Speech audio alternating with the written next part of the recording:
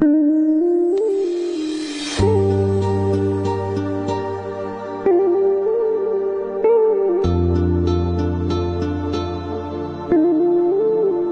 जे विछोड़े खां पोइ जॾहिं शहर जे हिक पार्क में महबूब जे निर्मल निगाहुनि जा तजला मुंहिंजे बेवस अखियुनि जो दीद बणिया, तॾहिं नज़र दिल खे यकीन ॾियारण बदिरां पंहिंजे ई वजूद ते शक करण लॻी।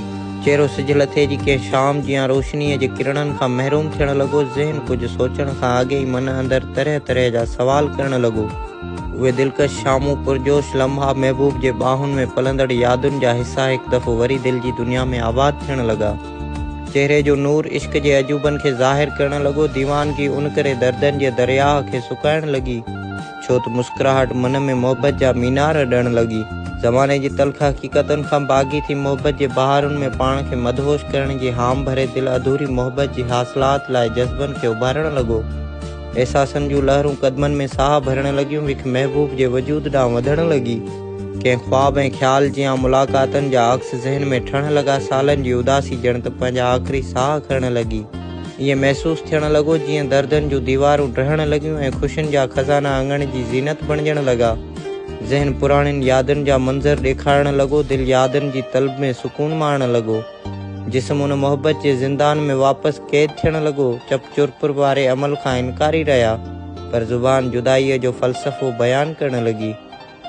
दिल जा अलॻि अलॻि हिसा माज़ीअ जे किस्सनि खे यादि करण लॻा। हौसला हिजाबनि खे टोड़ण लॻा ऐं ईमान इश्क जे तराज़ू में तुरण लॻो। चंद घड़ियुनि जी गहराई पोइ तसवुर ॾियण लॻी। ज़माने जी ॾेती लेती खां आजो थी प्यार जूं लज़तूं माणण ते ईमान अचण लॻो ऐं अक़ीदा मोहबत जे महराबनि खे चुमण लॻा। हो त चंद क़दमनि जो फ़ासिलो, पर उन में समायल सदियुनि जी दूरी हुई। दिल जा वीराना मोहबतनि जा शहर आबाद करण वारा ई हुआ त ज़मीर जा अक्स अज़मतनि खे भयानक रूप ॾियण लॻा। उदासीअ जा दूंहां ॿीहर दिल में दुखण लॻा ऐं मोहबतनि जा आशियाना कमज़ोर थी टुटण लॻा। जॾहिं नज़र गुज़रंदड़ उतां हिकु पुलिस जे सिपाही ते पई त सज़ाउनि जा पाछा बेगुनाहुनि जी बेवसी बयानु करण लॻा। क़ैद खाननि जी उहा दहशत मन अंदरि समाइजण लॻी, जंहिंमें नोटनि जी रौनकुनि सां ज़िंदगी नीलाम थिए थी। उहा कैफ़ियत पंहिंजो दम ॾियण वारी हुई त कननि हिकु एम्बुलेंस जो आवाज़ु ॿुधो ऐं ज़मीर कंहिं रिकॉर्ड थियल हादसे जी उहे दर्दनाक किसा ॿुधाइण लॻो। दिल त पंहिंजी मस्तीअ में मस्त थी सभु दर्द विसारण लॻो, पर ज़मीर ज़बरदस्ती धरतीअ जी हक़ीक़त ॾेखारण लॻो। पोइ उहो मंज़र अखियुनि जो निज़ारो बणियो जॾहिं सरकारी अस्पताल जे अङण अॻियां अमड़ पंहिंजी झोलीअ में पंहिंजे ई बचे जो लाश खंयो। उहा बेवसी ऐं ज़ुल्म जी इंतिहा हुई जो लाश खे घर पहुचाइण लाइ मां रस्ते ते वेही पिनण लॻी। हिकु अजीब कश्मकश में मुब्तला थी वियुसि अखियुनि जंहिंजो पे नज़ारो कयो। हर नज़ारो बसि हक़ीक़त जा दर्द ॾियण लॻो। उन घड़ी मूंखे हिकु ॻाल्हि सम्झ में अची वई त ज़ुल्म बि कंहिं किरदार जो सहारो वठे थो ऐं उन्हीअ किरदार हेठि पुसजण वारो मज़लूम बणिजे थो। किथे जज जी मयार सां बेॾोही बि ॾोही थियो पवे त किथे वकालत जे कमाल सां ॾोही बि आज़ादु थियो पवे। किथे दाह दर्द जो बुनियादु विझे थी त किथे दर्द ज़िंदगीअ जो नसीब थियो पवे।